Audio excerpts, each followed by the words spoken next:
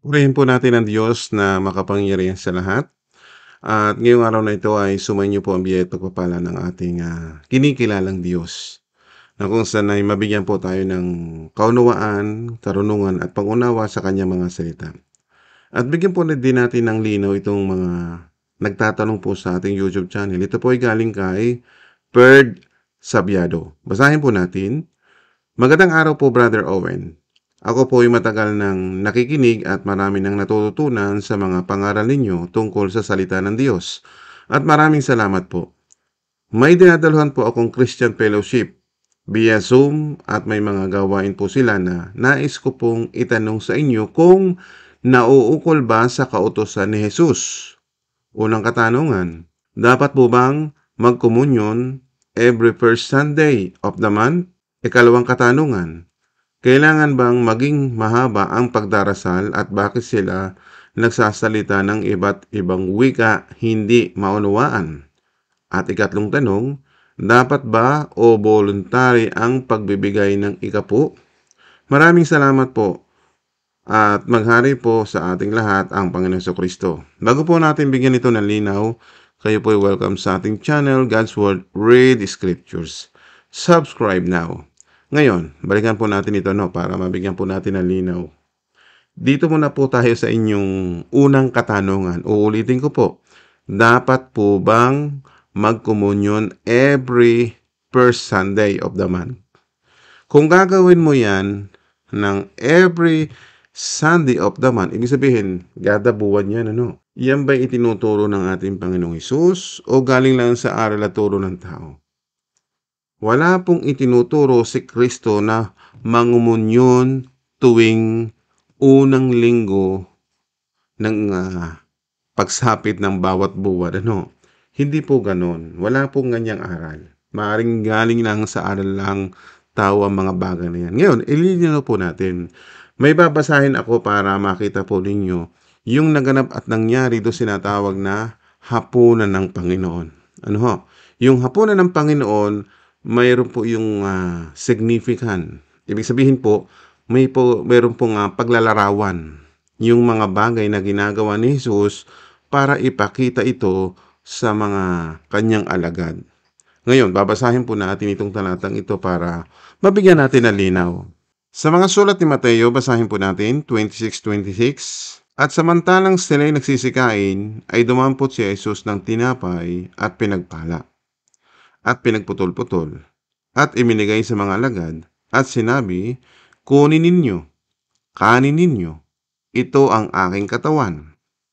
At dumampot siya ng isang saro at nagpasalamat at ibinigay sa kanila na nagsasabi, magsiinom kayong lahat dyan, sapagkat ito ang aking dugo ng tipan na mabubuhos dahil sa marami sa ikapagpapatawad ng mga kasalanan. Ngayon, may mga bagay na significant o paglalarawan yung ginagawa ng ating Panginoong Hesus dito sa hapunan ng Panginoon. Ngayon, itong binasa natin, meron din tayong mababasa sa mga ibang manunulat, katulad ni Marcos, ni Lucas, at ni Apostol Pablo. Tingnan natin ang bawat pangyayari. Kung titingnan po ninyo dito sa hapunan ng Panginoon na ginawa niya, di ba, nagpira-piraso siya o nagputol-putol ng tinapay. Kung babalikan natin ang verse 26, di ba, pinagputol-putol at ibinahagi sa kanya mga alagad, di ba? At hindi lang po sa pagpuputol-putol ng tinapay, do sa 27, dumampot din siya ng isang saro. Ibig sabihin yung saro o baso na may lamang alak. Na sumisimbolo naman yon sa kanyang dugo. Sabi doon, ito daw yung dugo ng tipan na mabubuhos sa marami. Ang purpose po doon ay sa ikapagpapatawad ng kasalanan. So may layunin po yung kanyang pagpapahayag sa kamatayan sa krus. So yun po ang ibig sabihin sa talatang yan. Ipinapahayag ni Jesus yung kanyang kamatayan na makakaranas siya ng paghihirap ng kanyang katawan at mapapako sa krus at yung kanyang dugo mabububo na ang kahulugan pala noon ay pagtubos sa ating mga kasalanan para tayo mapatawad. Malinaw po. So yun po ang layunin doon. Kaya ang tanong ko buho sa inyo, bakit nyo gagawin ang mga bagay na yan? Yan pala ay isang bagay na ipinapahawatig sa kanyang mga alagad na siya'y makakaranas ng ganong kamatayan, na kung saan yung kanyang katawan ay makakaranas ng paghihirap at yung kanyang dugo ay dadanak.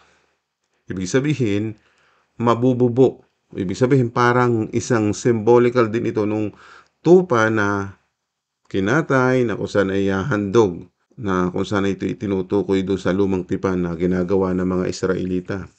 Kaya nga yung paghahandog ng ating Panginoon Kristo, makita natin yung pala yung kamatayan sa krus para matubos tayo sa ating mga kasalanan. So ngayon, para gawin baga natin na maging ritual sa inyong samahan kada unang linggo ng buwan, first Sunday of the month. So, hindi po ganoon ang dapat nating maunawaan sa mga bagay na yan. Yan po ay isang bagay na ang nagpapakita na tinubos tayo sa ating mga kasalanan. Pero huwag nating gamitin na para maging ritual sa inyong samahan. Ngayon, pakita ko sa inyo at ililinaw ko sa inyo. Dito sa mga sulat ni Mateo, pinakita sa atin yung huling hapunan ng Panginoon. Dinidescribe doon yung kanyang kamatayan. Yung tinapay, sumisimbolo sa katawan ni Kristo. Di ba? Sabi doon, pinaghati-hati o pinagputol-putol. Talaga naman po nangyari sa katawan ng ating Panginoon Kristo. At yun naman dugo na pinainom doon sa kanyang mga alagad, sumisimbolo daw yun sa kanyang dugo. Di ba? Pero hindi naman dugo ni Kristo yung ininom ng mga alagad, di ba? Sumisimbolo yun na katubusan ng kanilang mga kasalanan at magaganap ngayon doon sa pagkapako sa krus. Na kung saan yung pagbubuo ng kanyang dugo, yung pagbubuo ng kanyang dugo, yun ang katubusan sa kasalanan ng mga tao. At hindi lang sa bayang Israelita, sa lahat po na po yun. Nakita po niyo ngayon. Para maintindihan pa natin, itong tinatanong mo, di ba? Sabi mo, dapat po bang mag-communion every first Sunday? Kung ito'y uunawain po ninyo, hindi po kailangan na magkaroon ng communion every Sunday. Yun lang ay pinapakita ni Jesus sa kanyang mga alagad. At yung hapunan ng Panginoon para lang sa kanyang mga alagad. O pakita ko pa sa inyo ha, para malaman nyo. Babasa pa tayo ng ibang manunulat katulad po ni Marcos, basahin natin. Dito naman po sa mga sulat ni Marcos, basahin natin sa 14:22 para lang maintindihan ninyo bakit siya nakapagsulat ng mga bagay na ito. Basahin din natin parehas na parehas po yung sinabi ni Mateo sa mga sulat ni Marcos. Sabi dito, at samantalang sila'y nagsisikain ay dumampot siya ng tinapay at ng kanyang mapagpala ay kanyang pinagputol-putol at ibinigay sa kanila at sinabi, inyong kunin, ito ang aking katawan. At siya'y dumampot ng isang saro at nang siya'y nakapagpasalamat ay ibinigay niya sa kanila at dooy nagsiinom silang lahat. At sinabi niya sa kanila, ito'y aking dugo ng tipan na mabubuhos dahil sa marami. Nakita po ninyo, halos magkaparihas yung sinulat ni Mateo dito sa mga sulat ni Marcos. Ang tanong ko sa inyo, doon sa mga sulat ni Mateo, si Mateo po ba? Sino po siya? Ngayon, para makilala natin si Mateo, siya po ay kasama doon sa 12 alagad ng ating Panginoong Hesus, na kung saan ay kasama doon sa hapunan ng Panginoon na tinatawag na Last Supper. Ngayon, ito namang si Marcos. Tanong ko po sa inyo, si Marcos po ba ay kasama rin po ba sa 12 alagad ng ating Panginoong Hesus? Sumagot po kayo kung alam ninyo. Si Marcos ay hindi kasama doon sa 12 alagad ng apostol. Bakit siya nakapagsulat din ng ganito? So, hindi po kasama sa 12 alagad ni Jesus doon sa hapunan ng Panginoon. Ang tanong, naandun ba siya? Sa tingin natin, maaring naandun siya. Hindi niya maisusulat ang ganitong pangyayari kung wala siyang nakitang naganap at pangyayari.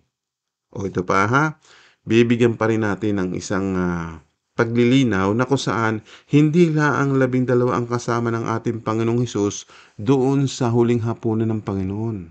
Basahin din natin si Lucas. Ngayon, pag-aralan naman natin si Lucas. The same thing din po ang kanyang isinulat. Ang tanong ko rin po sa inyo, si Lucas po ba kasama doon sa 12 alagad ng ating Panginoong Hesus nung siya'y naghahapunan ng Panginoon? Tandaan po ninyo si Lucas ay hindi kasali sa 12 apostoles. Samantalang si Lucas ay isang Griego, hindi kalahing Hudyo. Di ba? Alamin din natin, tingnan natin bakit ganun din ang kanyang isinulat. Naandun ba siya? Aalamin natin kung naandun din siya sa panahon na naghahapunan ng Panginoon na kasama yung 12 alagad. Basahin natin sa mga sulat ni Lucas 22:19. At siya'y dumampot ng tinapay at nang siya'y makapagpasalamat ay kanyang pinagputol-putol at ibinigay sa kanila na sinasabi, ito'y aking katawan na ibinibigay dahil sa inyo. Gawin ninyo ito sa pag-alala sa akin. Ganon din naman ang saro. Pagkatapos na makahapon na nagsasabi, ang sarong ito'y ang bagong tipan sa aking dugo na mabubuhos dahil sa inyo. Ngayon, halos iisa yung konsepto ng kanilang mga isinulat. Iyan tanong ko po sa inyo. Bakit na isulat yung mga pangyayari at naganap noong naghahapunan ng Panginoon? Kasama ba si Lucas doon sa 12 alagad ng ating Panginoong Hesus? Di ba't hindi po? Sapagkat si Lucas, unang-una hindi po siya Hudyo. Unang-una, hindi rin kasama siya sa 12 alagad ng ating Panginoon. Ang tanong, naandun ba siya? Maaring naandoon siya pero hindi siya kasama doon sa dulang o doon sa hapag na tinatawag na Last Supper. Nakita po ninyo? Maaring naandun siya. Magpapatunay po dahil nga, paano niya maisusulat ang mga nagaganap at nangyayari? Ngayon, lilinawin natin. Dapat ba ganapin yan? Sabi po ninyo, ginaganap ng ibang mga iglesia. Maaring hindi sila nakakaunawa. O dito sa ating channel, binabasa natin at binabaybay natin. May sinulat si Mateo, may sinulat si Marcos, may sinulat si Lucas. Ang tanong, doon ba sa 12 alagad ng ating apostol na kasama sa hapunan ng Panginoon, di ba't ang kasama lang ng ating Panginoong Hesus ay si Mateo, samantalang si Marcos at si Lucas ay hindi kasama? Pero maaring naandun po sila. Bakit po? Kaya nga naisulat nila yung mga ganap at nangyari. Kaya yung salaysay ni Mateo dito sa 26:26, kung babalikan po natin ano, yan, para makuha po ninyo yung tamang unawa. Di ba? Yung isinasalaysay yung papaano ginawa ang paghahapunan ng Panginoon. Di ba? Dumampot si Jesus ng tinapay at pinagpala at pinagputol-putol. At ganoon din ang saro, di ba? Dito sa paliwanag ni Mateo. Samantalang kay Marcos, ganoon din ang kanyang pagpapaliwanag. Kung pupuntahan natin sa Marcos 14:22, samantalang sila ay nagsisikain ay dumampot siya ng tinapay at ng kanyang mapagpala ay kanyang pinagputol-putol. So parehas din po, di ba? Maaring naandun din po siya. Kung paanong naipaliwanag ni Mateo at naipaliwanag ni Marcos, ganon din si Lucas. Ganyan din ang kanyang paliwanag, di ba? Basahin din natin Lucas 22:19. At siya'y dumampot ng tinapay at nang siya'y makapagpasalamat ay kanyang pinagputol-putol at ibinigay sa kanila na sinasabi, ito'y aking katawan na ibinibigay dahil sa inyo. Gawin nyo ito sa pag-alala sa akin. Dito kayo nalito. Mayroon kasing kasunod na gawin nyo ito pag-alala sa akin. Pero sa mga ibang mga manulat, katulad ni Marcos, wala pong ganun. Di ba? Doon din kay Mateo, wala din pong ganun. Kaya kung gagamitin nyo yung kay Lucas, dito kay Lucas, kung uisipin po ninyo, magkakamali kayo sa diwa. Kasi itong bagay na ito, para maipalala, mabubuhay na muli siya. At gagawin niya uli doon sa pagkabuhay na muli. Kasi hindi nila makikilala si Jesus. Ikaw nga ba? Pinapahiwatig na nga sa inyo na ang kamatayan ni Jesus, ang kanyang katawan ay magkakaluray-luray, 'di ba? Patay siya. Bakit? Dumanak ang kanyang dugo. Tapos mabubuhay ba siyang muli? Pero itong gagawin niyang uli, sinasabi ni Lucas, para maintindihan natin na magaganap uli yung kanyang ginagawa niya sa kanyang mga alagad para maalala niya si Jesus yun. Nakita po ninyo? Yun ang ibig sabihin. Pero ang ginawa ng mga hindi nakakaunawa sa banal na kasulatan, ginawang literal ang mga bagay na yan. Kaya yung every Sunday, kasi nga po, si Jesus nga po ay nabuhay na muli sa linggo ng pagkabuhay. Parang ganun ang ginawa nila. Ay hindi na naunawaan, yun ay para lang sa mga alagad yung ginagawa ng ating Panginoong Hesus nung siya'y naghahapunan. Kaya nga huling hapunan, ipinapakita doon yung kanyang kamatayan.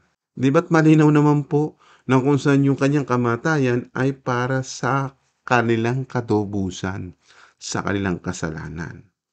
O ngayon, ipapaunawa ko po sa inyo pa ang isang talata na magbibigay unawa sa inyo. Sa mga sulat naman ni Apostol Pablo, ganito rin kung papaano natin makikita ang naganap at nangyari bagamat si Apostol Pablo ay hindi kasama doon sa hapunan ng Panginoon. So basahin natin.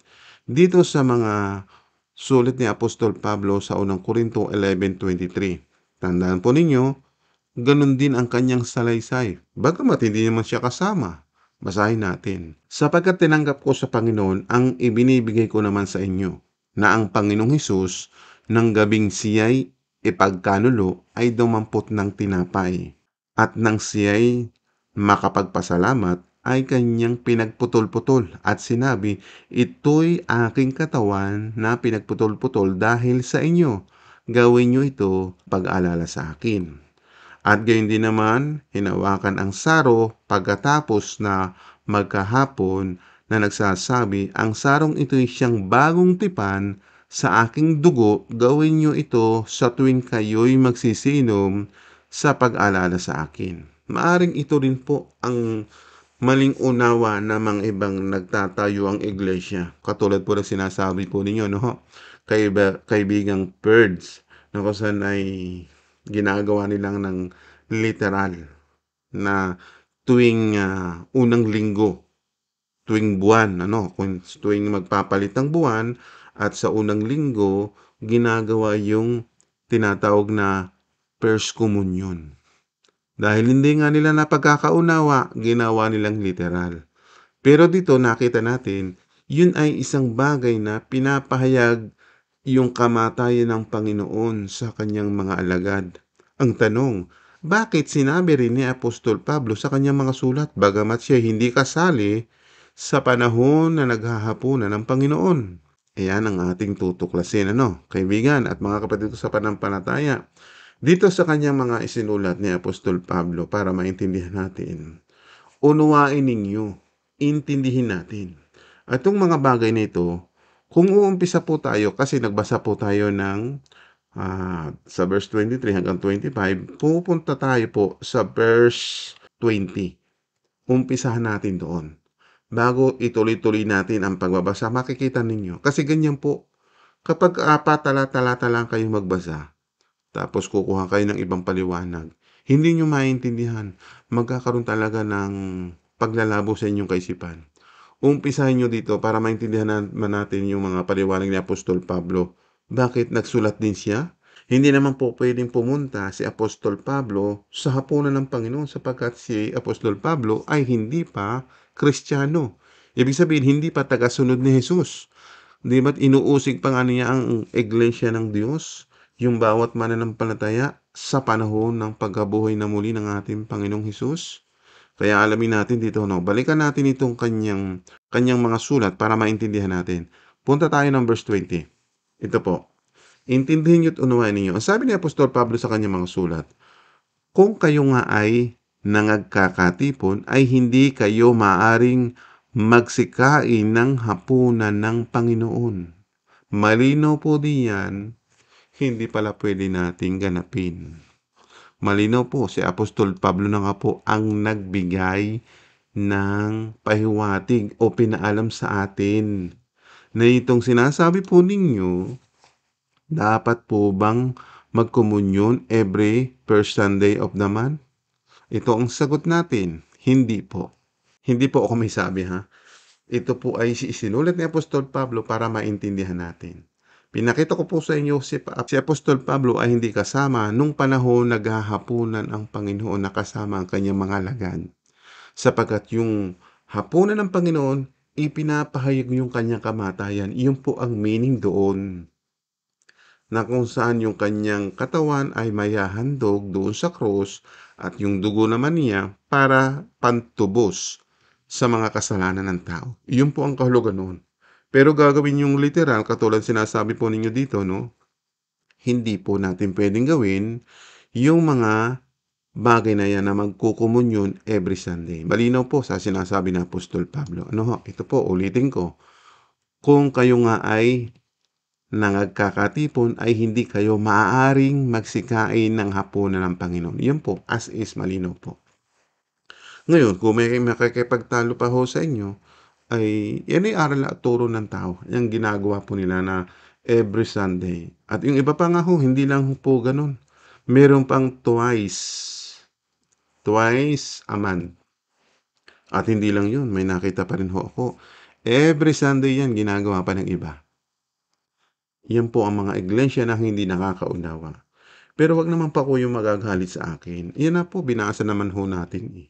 Baka sasabihin naman ng iba nagbabashare, ay mali naman ang aral at turo ng Brother Owen na yan. Eh na nga po, ibinabasa ko po ho sa inyo. Ang sagot, nasa kasulatan. Malinaw po ba? O ililinaw pa natin.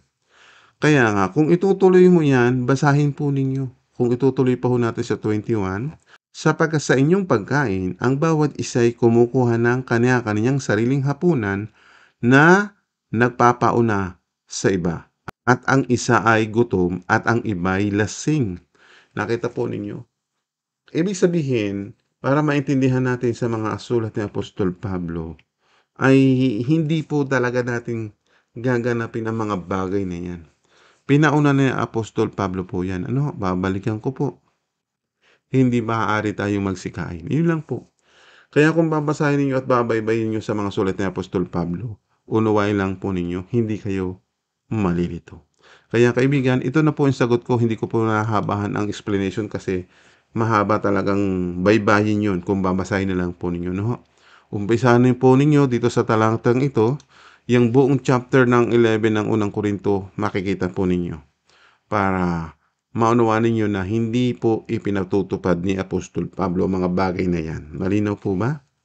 At yan nabanggit din niya para ipakita sa atin yung kahalagahan ng pagkamatay ni Kristo sa krus, yung po ay katubusan sa ating mga kasalanan. Yun po ang ikahulugan noon. Pero hindi natin pwedeng ganapin itong mga bagay nito na every Sunday. Pero kung may gumagawa ng mga bagay na yan, hindi yan mga nakakaunawa. Ano po? At ngayon, tumungo naman po tayo sa pangalawang mong tanong. Kailangan bang maging mahaba ang pagdarasal? At bakit sila nagsasalita ng ibang wika na hindi maunawaan? So sa pagdarasal ay ganito po ang turo ng ating Panginoong Hesus. Basahin natin. Dito po sa mga sulat ni Mateo chapter 6 verse 6, basahin natin. Datapot ikaw, pagka ikaw ay mananalangin, pumasok ka sa iyong silid.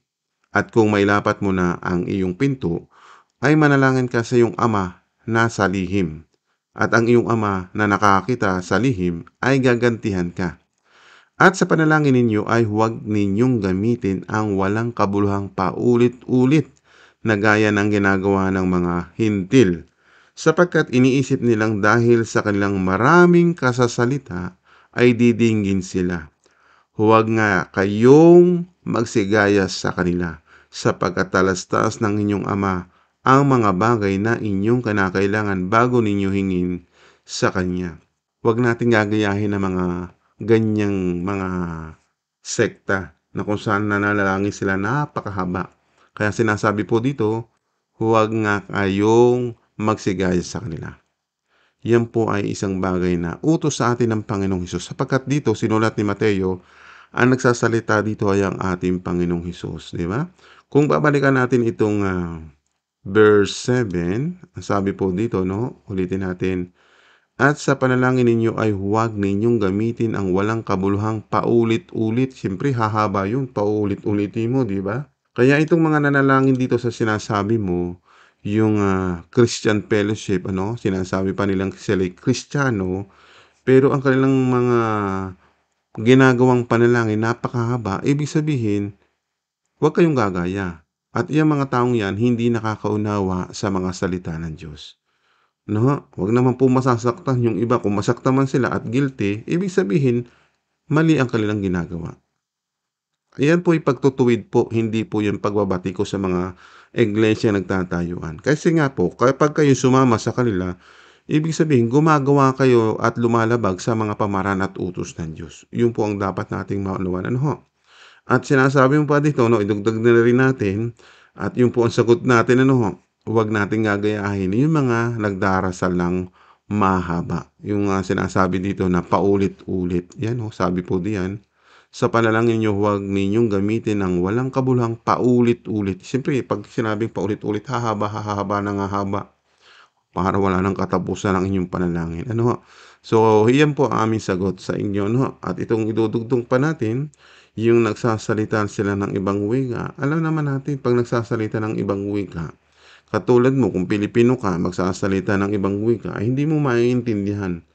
So, common sense lang po. Kung anong lengguwahe mo, di yun ang dapat mong gawin. Manalangin ka na nakabase sa iyong pangunawa. Kung Pilipino ka, manalangin ka sa wikang Pilipino. Eh kung manalangin ka Latin, tapos ang kaharap mo, ipapanalangin mo siya na hindi naman niya naiintindihan, yun po'y maling konsepto, no? Yun po'y mga taong hindi nakakaunawa sa kalooban ng Diyos. Yun po ang sagot natin, hindi po pwedeng gawin natin yung mga wika na hindi nakakaunawa. Yan po ay naipaliwanag po yan ni Apostol Pablo. So bigyan mo ko rin po kayo ng sagot na nakasulat sa banal na kasulatan bago po tayo tumungo sa ikatlong katanungan. Basahin po natin dito sa 1 Corinto chapter 13 verse 1. Kung magsasalita man ako sa iba't ibang wika ng mga tao at mga anghel, ngunit wala naman akong pag-ibig, para lang akong batingaw na umaalingaw o pompyang na tumataginting.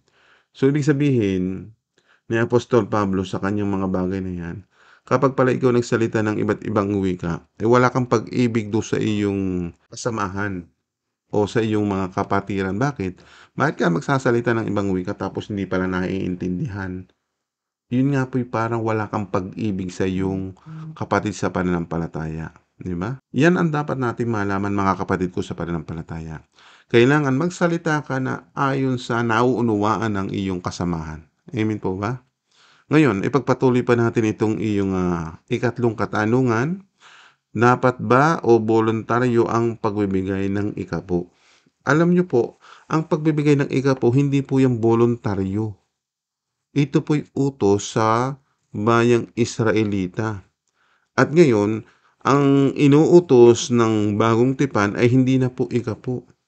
Magbigay ka ng ayon sa kalooban at pasya ng iyong puso.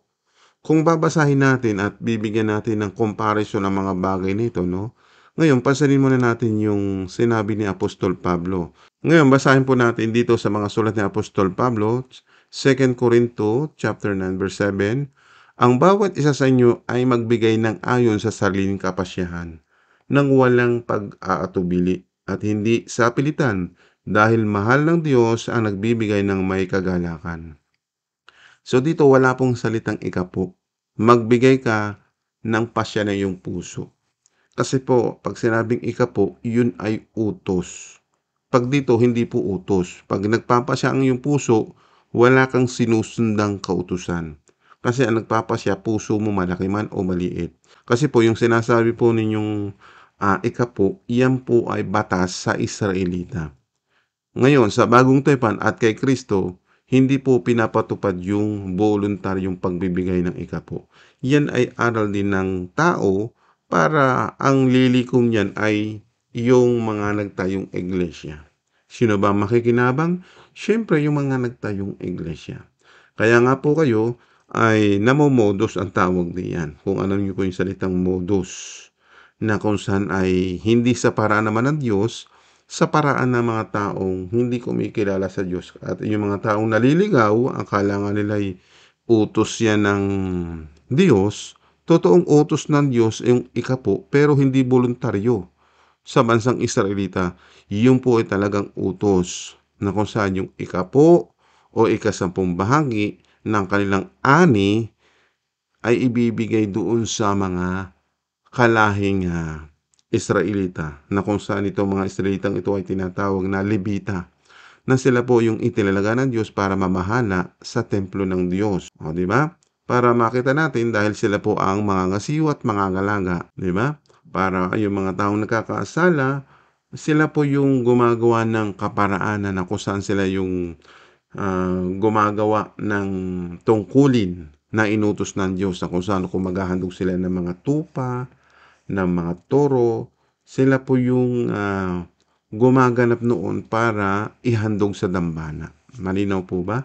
Okay, hanggang dito na lang po ang ating paliwanag. Kung naunawaan po ninyo, no, magre-recap lang po tayo. Dito po sa inyong tinatanong, number 1, balikan natin at i-recap po natin. Dapat po bang mag-communion every first Sunday of the month? Ang sagot, ito po, hindi ako ang sasagot. Sa unang Korinto chapter 11 verse 20, sa mga sulat ni Pablo, kung kayo nga ay mga kakatipon, ay hindi kayo maaring magsikain ng hapunan ng Panginoon.